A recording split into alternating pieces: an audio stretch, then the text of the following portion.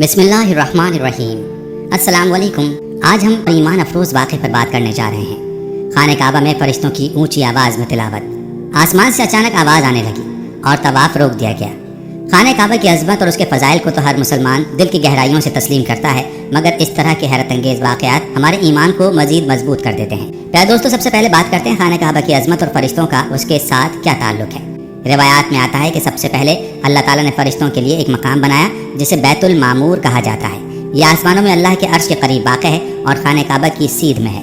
इस मकाम पर फरिश्ते दिन रात इबादत करते हैं और तवाफ़ करते हैं। ज़मीन पर खाने काबा इसी बैतुल मामूर की जगह की मुनासबत से बनाया गया। हदीस के मुताबिक रोज़ाना 70,000 फरिश्ते बैतुल मामूर का तवाफ़ करते हैं और जब एक मरतबा फरिश्ते उसका तवाफ़ कर लेते हैं तो दोबारा कभी उनकी बारी नहीं आती, क्योंकि हर दिन नए फरिश्ते तवाफ़ के लिए आते हैं। इस्लामी रिवायात में ये जिक्र मिलता है कि जब हज़रत आदम अलैहिस्सलाम को ज़मीन पर भेजा गया तो अल्लाह ताला ने उन्हें इबादत के लिए खाने काबा की जगह मुकर्रर की। कहा जाता है कि हज़रत आदम अलैहिस्सलाम ने फरिश्तों को तवाफ़ करते हुए देखा, जिससे उन्हें खाने काबा के इर्द गिर्द तवाफ़ करने की तरगीब मिली। यूँ इंसान के लिए भी तवाफ़ की इबादत शुरू हुई, जो कि फरिश्तों की इबादत की नकल है। खाने काबा की हिफाजत भी अल्लाह ताला ने फरिश्तों के सुपुर्द कर रखी है। रिवायात में आता है कि जब हज़रत इब्राहीम अलैहिस्सलाम और हज़रत इस्माईल अलैहिस्सलाम खाने काबा की तामीर कर रहे थे तो अल्लाह ताला ने फरिश्तों को भी उसकी हिफाजत में मुकर्रर किया। इसी तरह से इस्लामी अक़ीदा है कि खाने काबा को अल्लाह ने फरिश्तों के ज़रिए हर किस्म के नुकसानात से महफूज रखा हुआ है। ख़ास मौके पर खाने काबा की हिफाजत के लिए फरिश्तों का नुज़ूल होता है, जैसा कि अबराहा के वाक़े में हुआ जब वो अपनी फ़ौज के साथ खाने काबा को नुकसान पहुँचाने के लिए आया था। अल्लाह ताला ने अबाबीलों के ज़रिए उसकी फ़ौज को तबाह कर दिया और ये अबाबील भी अल्लाह के हुक्म से आसमानी फरिश्तों के मातहत आए थे। हदीस में जिक्र मिलता है कि फरिश्ते खाने काबा के गिर्द हमेशा मौजूद रहते हैं और उनकी इबादत जारी रहती है। ये फरिश्ते अल्लाह के हुक्म से वहाँ मौजूद रहते हैं और वहाँ आने वाले मोमिनीन के लिए बरकत और दुआ का जरिया बनते हैं। रिवायात के मुताबिक जब मुसलमान हज या उम्रे के लिए खाने काबा का तवाफ़ करते हैं तो अल्लाह ताला फरिश्तों को हुक्म देता है कि वो उनके लिए रहमत और मग़फ़िरत की दुआ करें। ये भी कहा गया है कि जैसे फरिश्ते बैतुल मामूर का तवाफ़ कर रहे हैं, इसी तरह खाने काबा का तवाफ़ भी क़यामत तक जारी रहेगा, यहाँ तक कि जब क़यामत के करीब ज़मीन से खाने काबा को उठा लिया जाएगा, उस वक्त तक फरिश्ते इस मकाम का तवाफ़ करते रहेंगे। इस्लामी तालीमात के मुताबिक खाने काबा के मकाम पर फरिश्ते खुसूसी दुआ करते हैं। खाने काबा और फरिश्तों का ताल्लुक़ एक रूहानी और ख़ास ताल्लुक़ है जो अल्लाह की अज़मत और बंदगी को ज़ाहिर करता है। ये ताल्लुक़ न सिर्फ इंसानों के लिए अक़ीदत और एहतराम का बाइस है, बल्कि मुसलमानों को एक ख़ास मकाम पर अल्लाह के घर की ज़ियारत और उसकी इबादत का शर्फ हासिल करने की तरगीब देता है। फरिश्ते अल्लाह ताला की इबादत में हमेशा मशगूल रहते हैं और उनकी तिलावत में ऐसी पाकीज़गी और खुलूस होता है जिसका अंदाज़ा हम नहीं लगा सकते। फरिश्तों की आवाज़ में जो अज़मत होती है वो इंसान के दिल में खौफ व खशियत पैदा करती है। एक वक्त ऐसा भी आता है जब अल्लाह ताला के हुक्म से फरिश्तों की तिलावत और जिक्र की आवाज़ें इंसानों तक पहुँचती हैं। ऐसा एक वाक़या खाने काबा में पेश आया जब तवाफ़ करने वाले लोगों ने आसमान से एक अजीब व गरीब आवाज़ सुनी और उनका तवाफ़ रुक गया। कहा जाता है कि एक वक्त खाने काबा में तवाफ़ के दौरान लोगों ने अचानक आसमान से एक गूंजदार और पाकीज़ आवाज़ सुनी। यह आवाज़ इस कदर बुलंद और रूहानी थी कि हर कोई हैरत और खौफ में मुब्तला हो गया। लोगों ने गौर से सुनने की कोशिश की तो मालूम हुआ कि फरिश्तों की तिलावत की आवाज़ थी। यह आवाज़ लोगों के दिलों में अल्लाह की अज़मत को मज़ीद वाज़ेह कर रही थी। जब खाने काबा के तवाफ़ करने वालों ने उस फरिश्ता नुमा आवाज़ को सुना तो वो खौफ व खशियत के आलम में रुक गए। उनके दिल में अल्लाह ताला की मोहब्बत और उसके खौफ का एहसास बढ़ गया। यह आवाज़ गोया अल्लाह की तरफ से एक अहम पैगाम थी कि हर मखलूक अल्लाह की इबादत और उसकी अज़मत के सामने झुकने वाली है।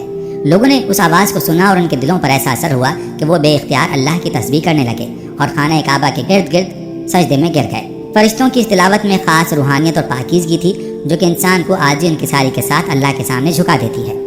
फरिश्ते अल्लाह के मुक़र्रब हैं जो हर वक्त उसकी इबादत और तस्बीह में मसरूफ़ रहते हैं। उनकी इबादत इंसान की इबादत से मुख्तलिफ और बहुत आला होती है। जो अल्लाह के नज़दीक हैं वो उसकी इबादत से कभी नहीं थकते।